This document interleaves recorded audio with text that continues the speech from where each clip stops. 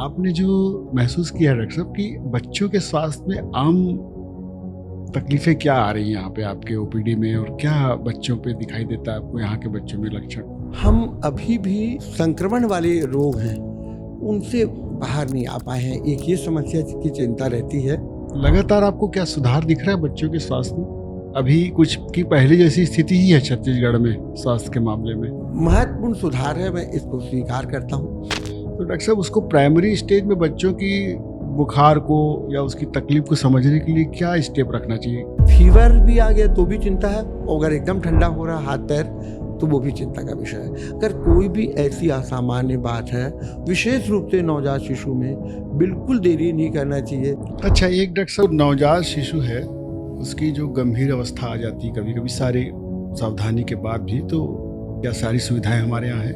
गंभीर से गंभीर नवजात शिशु के लिए भी बहुत अच्छी सुविधाएं अब उपलब्ध हो गई हैं। अच्छा डॉक्टर साहब, कुछ बच्चे ऐसे होते हैं जिनके जन्म के बाद उनके हृदय में छेद पाया जाता है, हल्का सा सुराख हो जाता है, उसका इलाज यहाँ क्या संभव है हार्ट का? नहीं, आजकल बहुत अच्छे से रायपुर में हो रहा है कि कभी रात के 2 बजे भी कोई आता है कि है ना, कोई भी अपने घर से गए टाइम में कोई शौक से नहीं निकलेगा। जब तक शरीर को तकलीफ नहीं होगी कोई नहीं निकलेगा शौक से। साथियों नमस्कार।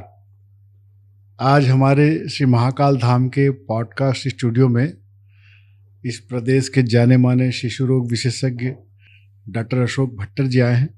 मैं उनका बहुत बहुत स्वागत करता हूं। डॉक्टर साहब की लंबी प्रैक्टिस रही है और उन्होंने काफ़ी सेवाएं दी हैं बच्चों के स्वास्थ्य पर, बच्चों की बीमारियों पर, और वो एक ऐसा नाम है जिनके पास माँ बाप अपने बच्चों को बड़ी उम्मीद से लेकर आते हैं और उनकी उम्मीद हमेशा पूरी होती है। ऐसे डॉक्टर साहब से आज बात करेंगे छत्तीसगढ़ में बच्चों के स्वास्थ्य पर, उनके व्यक्तित्व पर, उनके जीवन पर, और कहाँ से प्रेरित होते हैं, क्या उनकी आस्था है। तो डॉक्टर साहब, आप बच्चों के डॉक्टर लंबे समय से प्रैक्टिस कर रहे हैं, ऐसा इस तरफ जाने का विचार कैसे आया कैरियर में आपको बच्चों की विशेषज्ञता के लिए? देखिए, चिकित्सा का जो कार्य है जी ये बहुत बड़ा मानवता की सेवा वाला कार्य है जी। और हमारे मतलब पिताजी की इच्छा थी, माँ की थी और हमारे भाइयों की, सबकी बड़ी इच्छा थी कि मैं मतलब हमारे परिवार में कोई सदस्य चिकित्सक उसके बने। पहले कोई डॉक्टर नहीं था घर हाँ, में? उस समय हमारे परिवार में कोई नहीं थे चिकित्सक। जी। तो हमारे पूरे परिवार की बड़ी इच्छा थी, पिताजी, माँ, भाइयों की, कि कोई सदस्य चिकित्सक बने, चिकित्सा सेवा के कार्य में जाए। तो इस और उससे मैं उन्हीं से प्रेरणा लिया और मेरे को लगा हाँ ये अच्छा, मतलब इसे ना मैं पेशा नहीं, मैं इसे सेवा कार्य मानता हूँ, चिकित्सा सेवा कार्य बहुत मानता अच्छा हूँ, जी। सेवा कार्य मानता हूँ। तो बच्चों के ही लिए आपकी रुचि ज़्यादा हुई, उसका हाँ, क्या? ये बात सच है कि ऐसा लगे कि जैसे बच्चों की सेवा में ना बड़ा एक अलग अनुभूति होती है, बहुत अलौकिक, जिसको बोलना चाहिए अलौकिक अनुभूति होती है। और एक बहुत बड़ा फैक्टर और था, मैंने जबलपुर मेडिकल कॉलेज से MBBS किया, तो उस समय हमारा जो जबलपुर का जो पीडियाट्रिक डिपार्टमेंट है वो अपग्रेडेड डिपार्टमेंट माना जाता था। इसका मतलब वहाँ पूरे इंडिया के जो प्रोफेसर्स होते थे वो वहाँ ट्रेनिंग लेने आते थे, बच्चों के जो प्रोफेसर होते थे, पूरे इंडिया के मेडिकल कॉलेजेस के प्रोफेसर्स वहाँ ट्रेनिंग लेने आते थे। ऐसा अपग्रेडेड डिपार्टमेंट था वो। तो और हमारे जो प्रोफेसर थे डॉक्टर के कौल सर, वो अभी भी हैं और उनका आशीर्वाद हम पे रहता है अभी भी। तो उनसे कुछ हमारे मतलब जो पूरे हमारे वहाँ मैडम डॉक्टर माया संसूरिया, बेनू मुखर्जी, जितने बाकी से, उनसे हम लोग इतना मतलब प्रभावित थे उनके व्यक्तित्व से कि वो भी एक बहुत बड़ा फैक्टर बना कि लगा हम भी इनके जैसे चिकित्सक बनेंगे और इतने अच्छे इंसान बनने का प्रयास करेंगे। वाह, बहुत अच्छा। अच्छा, आपका जन्म स्थान छत्तीसगढ़ ही है, रायपुर? हाँ, छत्तीसगढ़ का बलौदा बाजार। अच्छा। जो रायपुर, पहले रायपुर जिला होता था, अब तो बलौदा बाजार ही जिला हो गया, वहाँ का मेरा जन्म है। पूरी स्कूलिंग भी जो है उस जमाने में 11th होता था, 12th नहीं होता था, तो BSc फर्स्ट ईयर पढ़ने जाना पड़ता था। तो पूरी मेरी स्कूलिंग भी जो है वो बलौदा बाजार से ही हुई। आप छत्तीसगढ़ के ही निवासी हैं और आपने छत्तीसगढ़ में ही सेवा के लिए क्षेत्र चुना। बहुत से लोग ऐसे होते हैं कि अच्छी पढ़ाई के बाद बड़ी जगहों पर चले जाते हैं, पर आप रायपुर में ही रह गए और बड़ा अच्छा काम आपने किया। एक लंबी प्रैक्टिस के दौरान आपने जो महसूस किया डॉक्टर साहब कि बच्चों के स्वास्थ्य में आम तकलीफें क्या आ रही हैं यहाँ पे आपके ओपीडी में, और क्या बच्चों पे दिखाई देता है आपको यहाँ के बच्चों में लक्षण? हम अभी भी जो संक्रमण वाले रोग हैं जी उनसे बाहर नहीं आ पाए हैं। एक ये समस्या की चिंता रहती है, और एक और बहुत बड़ी संक्रमण मतलब जो इन्फेक्शन वाली बीमारियां जी। उनसे, और कई बीमारियां तो वैक्सीन से बचाई जा सकती हैं, वो आज भी कुछ मतलब हैं, अभी भी बहुत कम हुई है, ये भी सच है, पर है, ये भी है। और नवजात शिशु की समस्याएं अभी जुड़ी हुई है। अच्छा। जन्म के समय बच्चे का नहीं रो पाना, गंदा पानी पी लेना, किसी कारण से भी बच्चा मतलब जन्म के समय कई प्रकार के संक्रमण भी हो जाना की समस्याएं आज भी अपने छत्तीसगढ़ में जो शिशु मृत्यु दर है उसमें बहुत बड़ा इसका प्रभाव है। तो मैं सोचता हूँ संक्रमण से बचना चाहिए, और नवजात शिशु की जो समस्याएं हैं, जो सुरक्षित प्रसव के कार्य हैं, इसे हम और इम्प्रूव करें, इसकी आवश्यकता लगती है। हमें ऐसी जानकारी मिली डॉक्टर साहब, आपको 40 साल से अधिक हो गए होंगे प्रैक्टिस के। हाँ, इन 40 वर्षों में राज्य भी बन गया, तो लगातार आपको क्या सुधार दिख रहा है बच्चों के स्वास्थ्य में? अभी कुछ की पहले जैसी स्थिति ही है छत्तीसगढ़ में स्वास्थ्य के मामले में? ऐसे ना महत्वपूर्ण सुधार है, मैं ये भी बोलता हूँ, जी। क्योंकि पूरे मेरी पहली पोस्टिंग एक गांव की थी। अच्छा। 800 से कम की आबादी का गांव था। जी। मैं वहाँ 3.5 साल तक गांव में ही रहता था, तो मैंने पूरी जिंदगी को भी देखा, लोगों के बीच रहा, तो महत्वपूर्ण सुधार है, मैं इसको स्वीकार करता हूँ, पर अभी भी कुछ और कदम चलने है, वो भी है। अच्छा। सुधार ऐसा दिखा कि कई बीमारियां जो वैक्सीन के कारण बहुत बिल्कुल कंट्रोल हो गई, जैसे स्मॉल पॉक्स, जब मैं डॉक्टर बना था उस समय भी स्मॉल पॉक्स था, स्मॉल पॉक्स से मुक्ति हुई, पोलियो से लगभग मुक्ति है, टेटनस का केस अभी पिछले कई साल से टेटनस के जिसे धनुष टंकार बोलते हैं वो रुका, डिप्थीरिया की बीमारी का संक्रमण बहुत अच्छा रुका, मीजल्स भी बहुत कम हुआ, वैक्सीनेशन के कारण, प्रिवेंटेबल डिसीजेज बहुत कम, ये वैक्सीनेशन के कारण। हाँ, वैक्सीनेशन के कारण। और ये भी है कि लोग सुरक्षित पेयजल के लिए सतर्क हुए हैं। तो एक जमाने में क्या होता था, जब पहली बरसात होती थी तो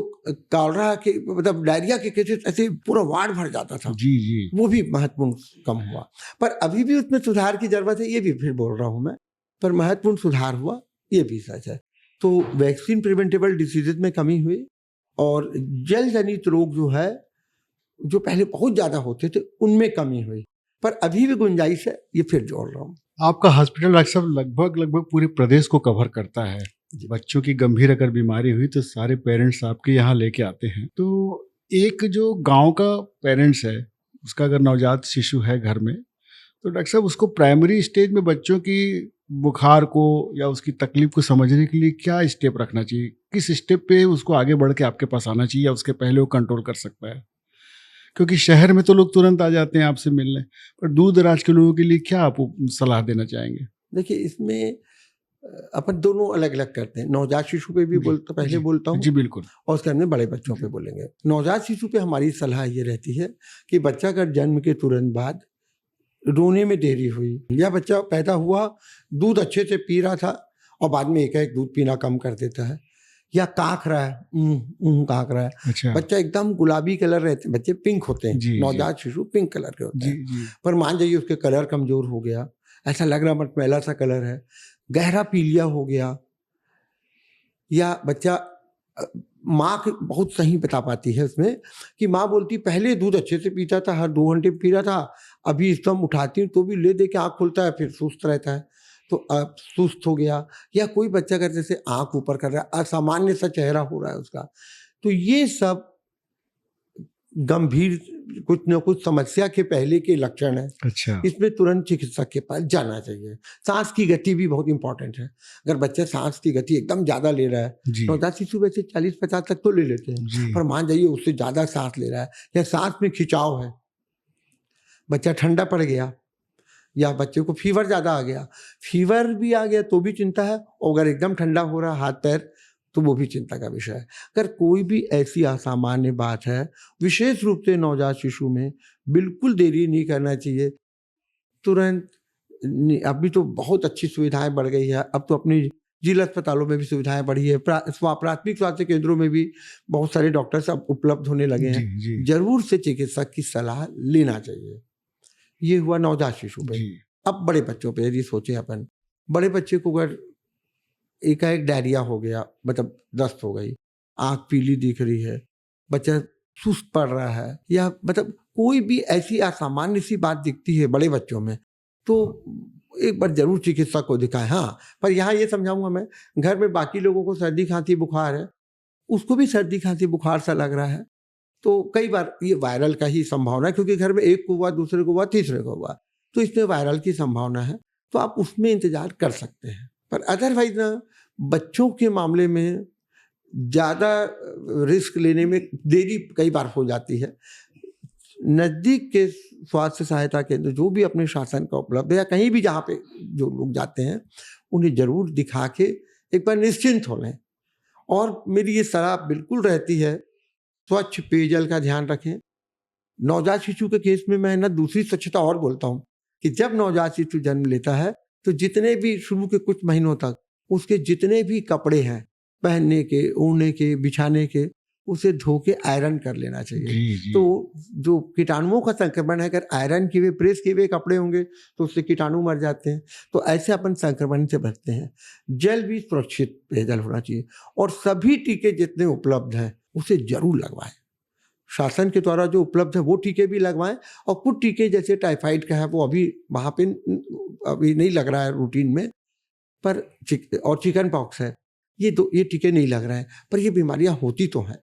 तो मैं सोचता हूँ उसे भी कहीं ना कहीं और चिकित्सकों से सलाह लेके अपने को जरूर से समस्त टीकाकरण करवाना चाहिए, हाइजीन का ध्यान रखना चाहिए, तो बहुत सुरक्षित हो जाए। इन सब के बाद भी अगर बच्चा बहुत गंभीर हालत में आ गया तो अपने हॉस्पिटल में, क्या छत्तीसगढ़ में इतनी सेवाएं हैं कि बाहर भेजने की जरूरत नहीं पड़ती? हाँ, प्राय है, सभी सुविधाएं हैं प्राय, क्योंकि अभी तो कैसा हो गया है, अब चिकित्सकों में भी ना, जो लोग सिर्फ क्रिटिकल बच्चों को देखते हैं उसके लिए भी लोग होते हैं। अच्छा। तो अभी अपने छत्तीसगढ़ में स्वास्थ्य सुविधाओं का सुधार बहुत हुआ है।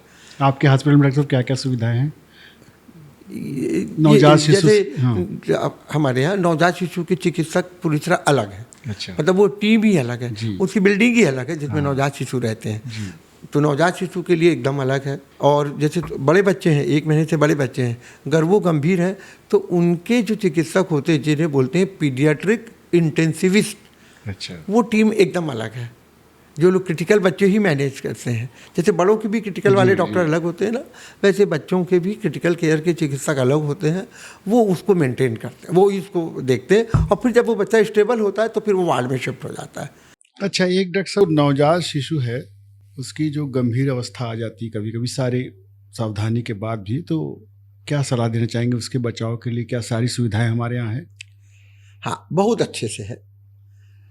गंभीर से गंभीर नवजात शिशु के लिए भी बहुत अच्छी सुविधाएं अब उपलब्ध हो गई हैं। और बच्चों और प्रीमेच्योर बच्चों से लेके सभी बच्चों की सुविधा आपके हॉस्पिटल में है? हाँ, हो जाती है। सिर्फ कार्डियक सर्जरी नहीं हो रही है। अच्छा। और नेफ्रो की, बाकी रीनल ट्रांसप्लांट नहीं हो रहा, बाकी बहुत ज़्यादा अच्छे से सर्जरी हो जाती है।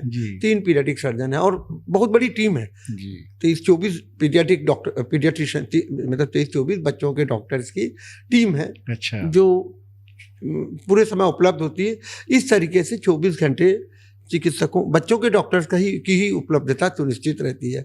ओपीडी के लिए भी और भर्ती जो है उनके लिए भी टीम अलग रहती है। अच्छा डॉक्टर साहब, कुछ बच्चे ऐसे होते हैं जिनके जन्म के बाद उनके हृदय में छेद पाया जाता है, हल्का सा सुराख हो जाता है, उसका इलाज यहाँ क्या संभव है हार्ट का, कि बाहर भेजते हैं आप, उसको रेफर करते हैं? नहीं, आजकल बहुत अच्छे से रायपुर में हो रहा है। देखिए, बहुत छोटे छेद है ना, तो समय के साथ भर जाते हैं। अच्छा। हाँ, प्राय छोटे छेद भर जाते हैं।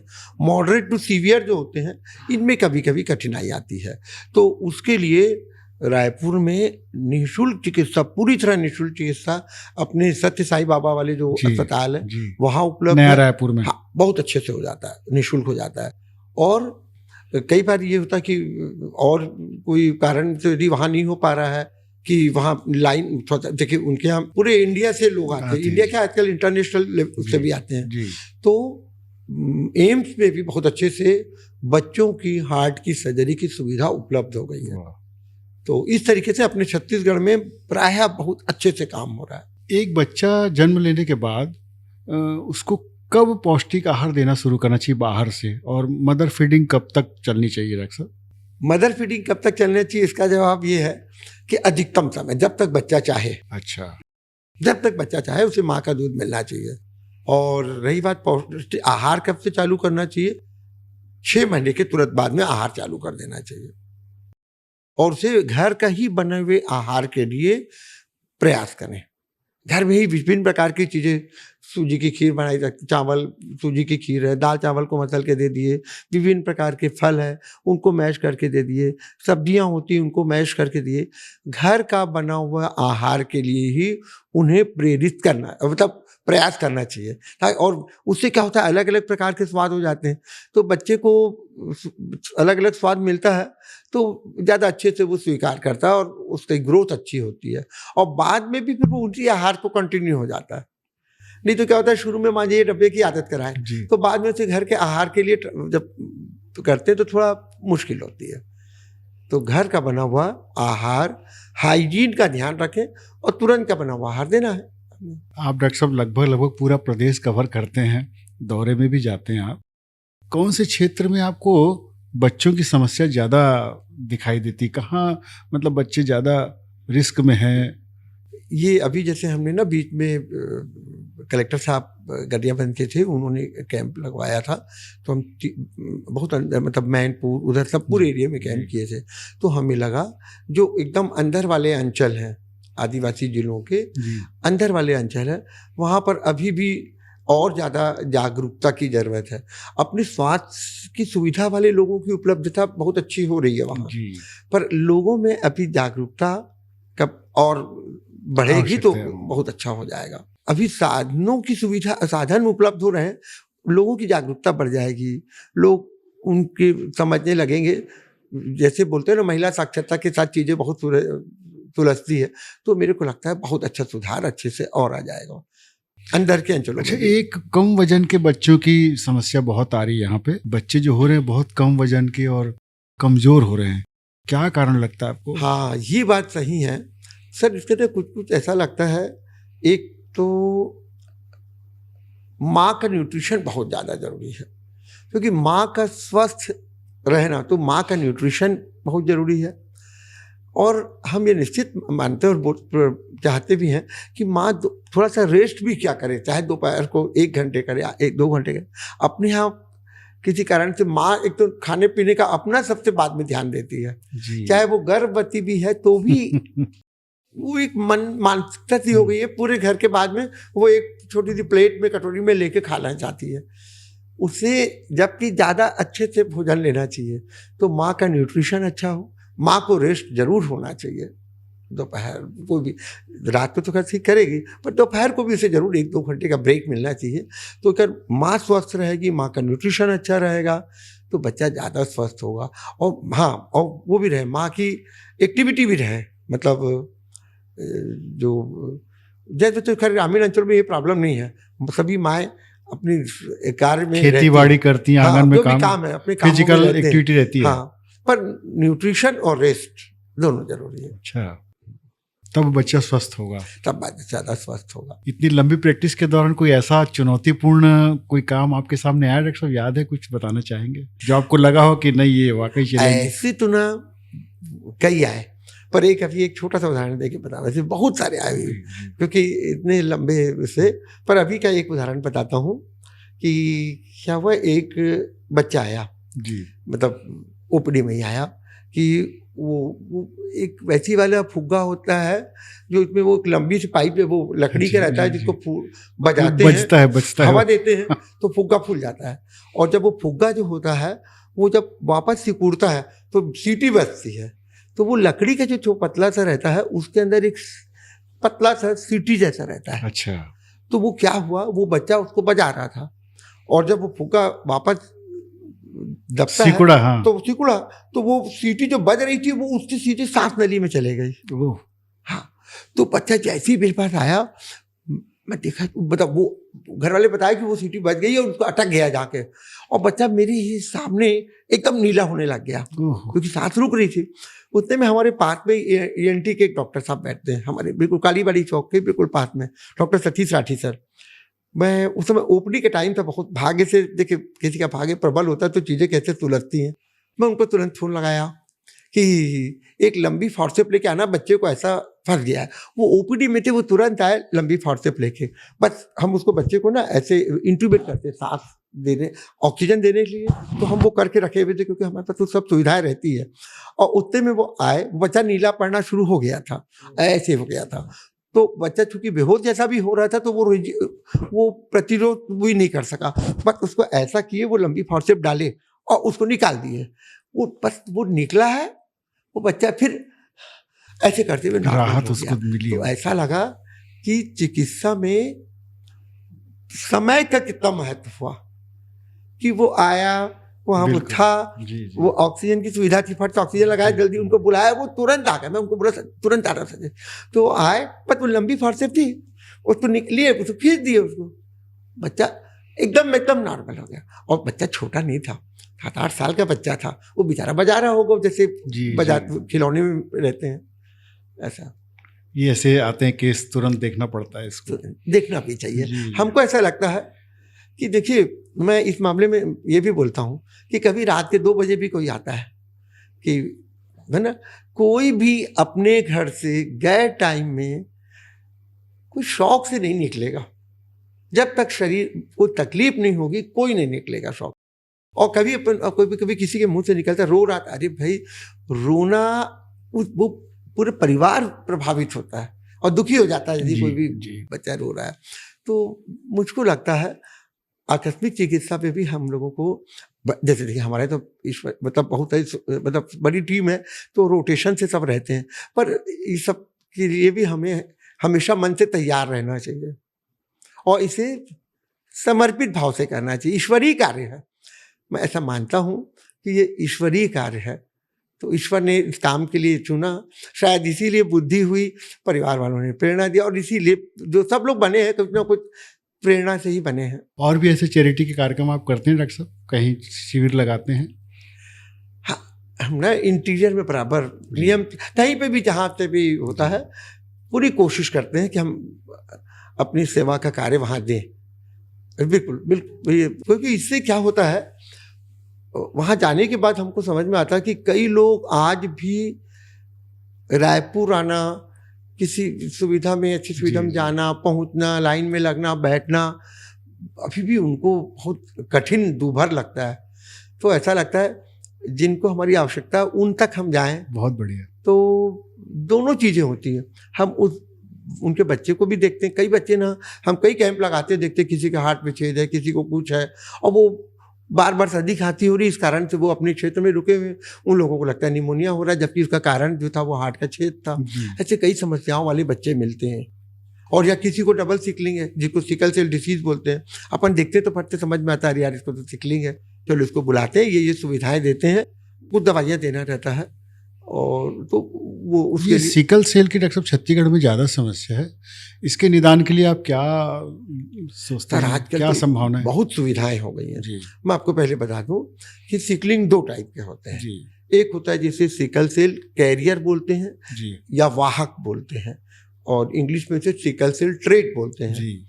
और ये छत्तीसगढ़ में काफ़ी आबादी में है, काफ़ी लोगों को है।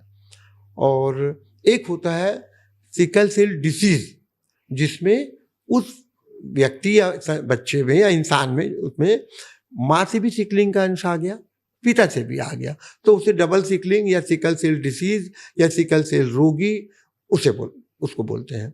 जो सिकल सेल वाहक होते हैं ना सर, इनको रोज वाली दवा की कोई जरूरत नहीं होती, ये नॉर्मल जीवन जीते हैं। कई बार तो 50-60 साल की उम्र में कोई कारण से जब ब्लड टेस्ट कराते हैं तब मालूम पड़ता है तो सिकलिंग, कोई तकलीफ नहीं होती, उसमें डर नहीं। सिकल सेल वाहक नॉर्मल जीवन जीते, लगभग प्रायः नॉर्मल जीवन जीते।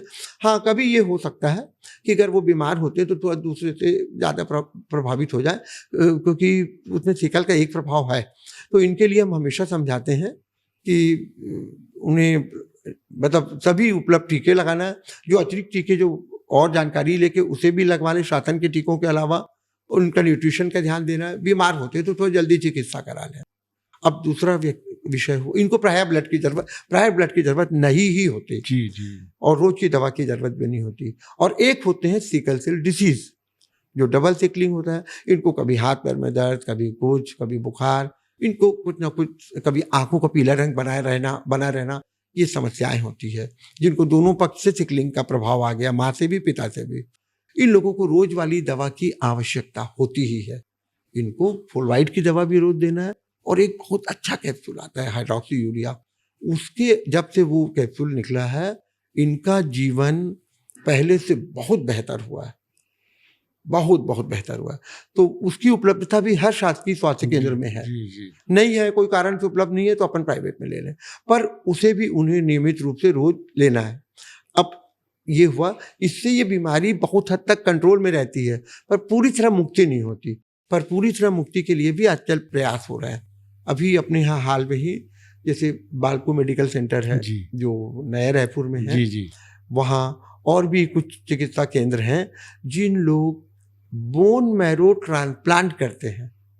तो बोन मैरो जब ट्रांसप्लांट होता है तो इनकी बीमारी से पूरी तरह, जैसे थैलेसीमिया के लिए भी बोन मैरो ट्रांसप्लांट की सुविधा जी, थी, जी, वैसे ही सिकल सेल डिसीज में भी बोन मैरो ट्रांसप्लांट अगर करवा लेते हैं तो उसको उस बीमारी से मुक्ति हो जाती है। और इसमें शासन की भी द्वारा आर्थिक सहायता मिलती है। तो वो जब भी किसी सेंटर में जाएंगे तो उसे जानकारी हो जाएगी। तो डबल सिकलिंग या जिसे सिकल सेल डिसीज बोलते हैं, इनको भी थोड़ा मतलब इस लाइन में जानकारी लेके उन्हें आगे बढ़ना चाहिए।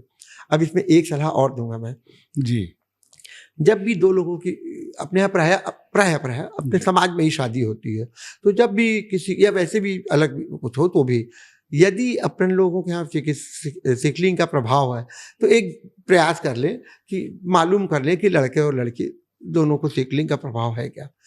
मान जाओ है भी सिकल सेल वाहक है तो भी शादी हो सकती है। शादी होने के बाद भी जब माँ का गर्भ रहता है, मान लीजिए दोनों सिकल सेल वाहक है जी जी, और शादी भी हुई है या होनी ही है, हो सकती है वैसे भी, तो फिर क्या करना चाहिए, यदि ये मालूम है कि दोनों वाहक है या उनका पहला बच्चा डबल सिकलिंग से प्रभावित है, जी, तब तो पक्का है कि दोनों से है, तब जी, तो उसको हुआ है जी, डबल सिकलिंग। तो वैसी परिस्थिति में जब माँ का 2.5 से 3 महीने का बीच का गर्भ होता है, तो यहाँ छत्तीसगढ़ में ये सुविधा हो गई है कि माँ के गर्भ की जांच करें और ये मालूम करें कि जो होने वाला बच्चा है, संतान है, वो सिकलिंग डबल सिकलिंग वाली होने वाली है, सिकल सेल वाहक होने वाला है, या वो भी नहीं है, नॉर्मल है। ऐसा आजकल मालूम करने की सुविधा है। तो गर्भ से उसका इलाज किया जा सकता है? नहीं, उसमें देखिए ऐसा बड़ा इसमें ईमानदारी ये है कि गर्भ से डबल सिकलिंग है तो हमें माता पिता को बताना हो चाहिए कि भाई इसको डबल सिकलिंग है, इसमें आगे समस्या रह सकती है। उसके बाद परिवार वालों का निर्णय है कि वो क्या चाहते हैं गर्भ के लिए, क्योंकि उनका मान जाइए पहले से भी बच्चा डबल सिकलिंग है तो वो वैसा जो भी परिवार का निर्णय है। पर हम अब ये जानकारी हमें उपलब्ध हो सकती है और 2.5-3 महीने में जरूर करा लेना चाहिए, अगर पहली संतान डबल सिकलिंग है और या दोनों पति पत्नी सिकलिंग वाले हैं। तो डॉक्टर साहब, मेरी जिज्ञासा थी कि सिकल सेल को जैसे आपने 2 भाग में विभाजित किया, ये बीमारी जैसे एक सामान्य मेरी समझ बूझ है कि जैसे पोलियो आज खत्म हो गया, तो ये क्यों नहीं खत्म हो रहा है और ये कहाँ कहाँ भारत के किन किन हिस्सों में ज़्यादा पाया जाता है? ये अपने छत्तीसगढ़, उड़ीसा, विदर्भ जी, यहाँ ज़्यादा पाया जाता है, अच्छा, ज़्यादा है ये बीमारी। और देखिए उन्मूलन आपने बहुत अच्छा पूछा, हमें सिकल सेल डिसीज से उन्मूलन की आवश्यकता है। अच्छा, ट्रेट से डर नहीं है, ट्रेट वाले सामान्य जीवन जीते हैं। तो डिसीज से उन्मूलन होने का तरीका तो है, वो यही है कि शादी के पहले जरूर से जांच करा देख लें। मान लीजिए शादी हो भी गई है तो भी कोई बात नहीं, सिकल सेल वाहक वालों की अगर दोनों पति पत्नी सिकल सेल वाहक हैं तो जरूर 2.5 से 3 महीने के गर्भ के बीच कई केंद्र रायपुर में बन गए हैं जहां पर ये जानकारी मिल जाती है कि ये अगला बच्चा जो जन्म लेने वाला है उसके लिए माँ के घर की एक जांच होती है, उससे देख लेते हैं 3 महीने के आसपास कि अगला बच्चा जो है वो सिकल सेल डिसीज का तो जन्म नहीं ले रहा है। अच्छा। अगर मान जाइए सिकल सेल डिसीज का दोनों माता पिता से एक अंश आ ही गया है उसको, तो परिवार निर्णय ले सकता है कि उसे उस गर्भ को कंटिन्यू करना है या नहीं करना है। अच्छा, ऐसा है। तो इससे उन्मूलन, मतलब देखिए सिकल सेल डिसीज से उन्मूलन हो गया तो बहुत बड़ी, माता पिता का बहुत बड़ा, माता पिता नहीं परिवार का, समाज का, सबका बहुत बड़ा, एक बहुत बड़ा दुख है सर, जिसके बच्चे को कोई समस्या होती है। अपना बच्चा छींकता भी है तो अपने को मुश्किल होती है, किसी के बच्चा इस तकलीफ के साथ जीवन भर रहता है तो माता पिता की तकलीफ, मतलब कठिनाई तो है, मन की पीड़ा तो है। आज कंप्यूटर मोबाइल का दौर है, सोशल मीडिया का प्रभाव है, स्क्रीन टाइम में बहुत ज़्यादा लोगों का समय बीत रहा है।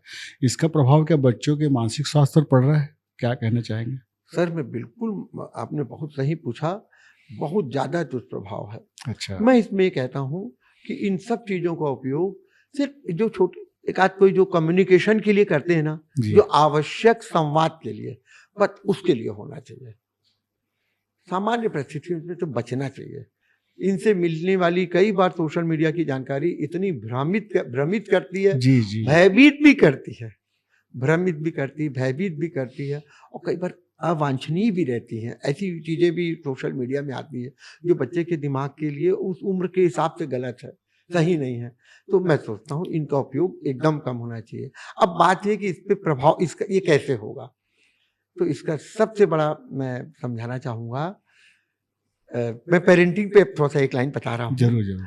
कि बच्चा उन चीज़ों को फॉलो करता है जो वो देखता है, वो उनको उतना अच्छे से फॉलो नहीं करता जो वो सुनता है। जी।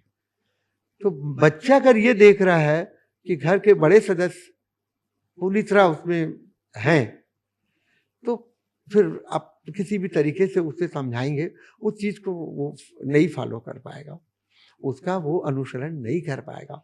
तो इसके लिए हमें अपने से स्वयं से अनुशासन लाना चाहिए।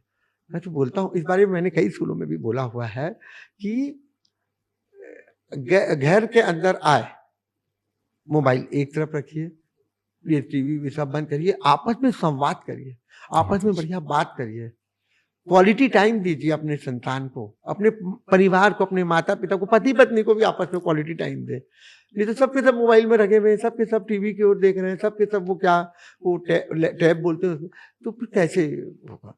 तो अच्छी बात, अच्छा बच्चे का भी अच्छा विकास होगा, माता पिता को भी, बगैर उस व्यक्ति के माता पिता घर में है या कोई भी बड़े बुजुर्ग हैं जो है, पति पत्नी के बीच भी बेहतरीन संवाद हो। तो मेरे को लगता है सोशल मीडिया से हमें इनका मिनिमम उपयोग करना चाहिए। आपने सही कहा। कई घरों के पेरेंट्स बताते हैं अपना संस्मरण कि बच्चा बिना मोबाइल देखे खाना नहीं खाता, बच्चे को डाइनिंग टेबल में मोबाइल दिखाते हैं तब वो खाना खाता है। इस तरह की बच्चों में लत लग गई है, यही कारण है इसका। यही कारण है। क्या है, देखिए मोबाइल, मैं हंसता हूँ, वैसे बोलता हूँ माँ लोगों को कि मोबाइल लेके तो जन्म नहीं लिया था बहन जी, मोबाइल तो आप ही दिए हो, अब आदत आप ही कराए हो जी। इससे बच्चे सर बढ़िया। पहले के ज़माने में माएँ कुछ ना कुछ लोरी सुनाती थी, कुछ करती थी, कुछ पेड़ पौधा दिखाती थी, कुछ और दिखाती थी, और बढ़िया सब बच्चे पलते थे ना। मेरे को लगता है इसका उपयोग बचना चाहिए। सरल है ये साधन कई माँओं को बच्चे पालने के, मतलब माँ को भी 100 काम रहते तो सोचती चल तू मोबाइल ले ले, पर नहीं, बहुत बड़ी चूक हो रही है। बच्चे को, सबको, पूरे परिवार को, सिर्फ बच्चे नहीं, पूरे परिवार को सोशल मीडिया के इन चीज़ों का उपयोग एकदम मिनिमम, और यह जब बच्चा सो जाए तो जो जरूरी कम्युनिकेशन हो कर लो। कई लोग दिन भर रील ही देखते, मैं तो समझ नहीं पाता, रील देखता कोई आदमी वो क्या गेम खेलते हैं। सर घर के बाकी सदस्य आपका दिन भर इंतजार करते हैं, और आते साथ आप थोड़ी देर में मोबाइल ले लिए कान में लगाए तो घर के अंदर घुसते हैं कई लोग। बीमारी लगती है मुझे ये। और उसके बाद में फिर कोई वीडियो देख रहा है, कोई रील बना रहा है, देख रहा है, कर रहा है, कोई गेम खेल रहा है। मेरे को लगता है नहीं, इससे हर हालत में हमें बचना चाहिए, तभी हमारे बच्चे का बेहतर विकास होगा। अच्छी अच्छी पौराणिक कथाएं सुना सकते हैं, परिवार की बातें कर, और उसकी बातें भी अच्छे से सुनना चाहिए। आज स्कूल में क्या हुआ, कैसा हुआ, है ना। आपका एक भरा पूरा परिवार डॉक्टर साहब, तो बेटा बहू सभी हैं, तो आप किस तरह से अपने परिवार में अनुशासन रखते हैं, बताना चाहेंगे? हमारे हम बिल्कुल इसका ध्यान रखते हैं, जी। बिल्कुल ही ध्यान रखते हैं। मोबाइल हर हालत में साइलेंट मोड पे रहे, और कोई जब ज़रूरी कॉल होगा बात हो जाए, वो बाद में जी। भी बात हो जाएगी। और सबको थोड़े दिनों में मालूम हो जाता है, जो इतने आपके से जुड़े हुए लोग हैं, कि नहीं ये घर में रहते हैं, तो ये जो जब घर में रहते हैं तो इनका मोबाइल ज़्यादा रिस्पॉन्स नहीं करता, बाद में कर लेंगे। फिर जब बच्चे सो जाएँगे उसके बाद में उनसे बात कर लेंगे, या मैसेज कर लेंगे, भई क्या बात थी? कोई काम रुकता नहीं है सर। जी, जी। हुँ।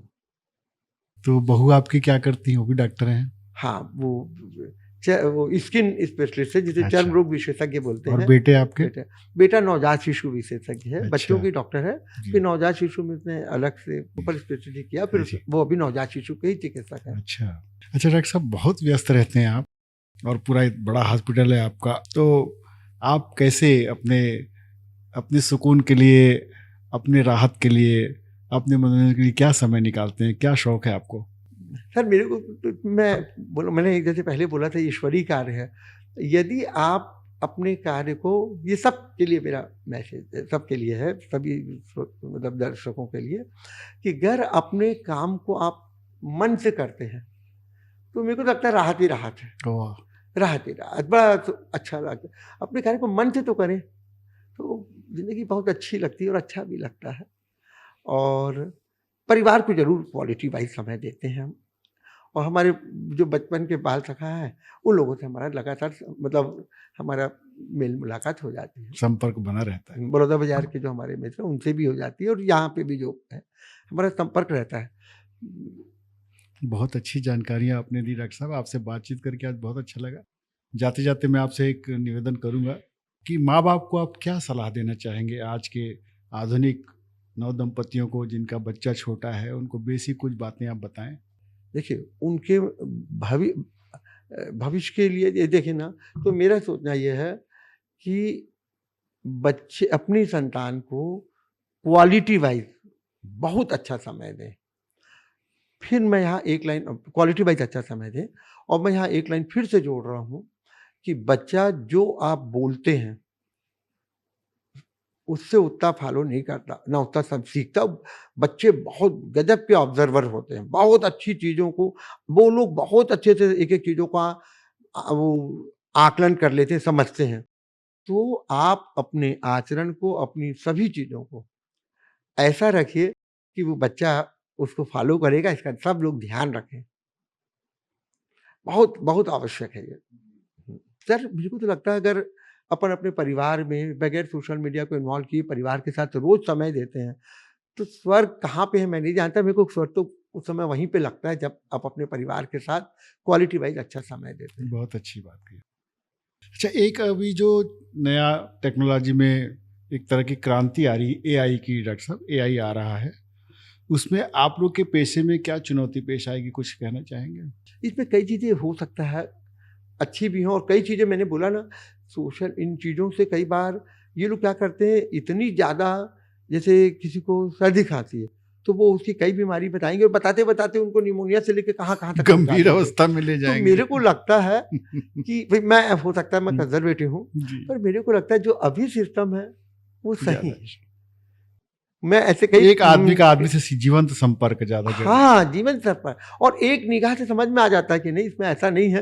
वो जो उतनी सारी डायग्नोसिस, भई देखिए एआई तो बहुत सारी डायग्नोसिस बनाएगा, जी, जी। और हम एक बार देखते हैं कि अरे यार उसको भी, माता-पिता को भी अभी घर में सर्दी खांसी चल रही है, इसको भी हुई है, हाँ कोई बात नहीं, ये वायरल ही तो है, चल इतना ही सा दो। पर जब आप उससे जाएँगे, एआई से तो ज़्यादा चीज़ें देखेंगी, तो उससे व्यक्ति भयभीत भी भ्रमित भी हो सकता है, भयभीत भयभीत भी भी हो हो सकता सकता है। है। ऐसे मेरे को ऐसा लगता है। बहुत ही अच्छी जानकारी दी आपने डॉक्टर साहब। साथियों, मुझे ऐसा लगता है कि डॉक्टर साहब की बातें आपको बहुत लाभ पहुंचाएंगी, प्रेरित करेंगी। एक माता पिता को कैसे बच्चे के साथ रहना चाहिए, बहुत अच्छी जानकारी दिया डॉक्टर साहब ने। आपका बहुत बहुत आभार डॉक्टर साहब। साथियों, आपका भी आभार। हमारे चैनल को सब्सक्राइब करिएगा, अपने सुझाव से अवगत कराइएगा। बहुत बहुत शुक्रिया।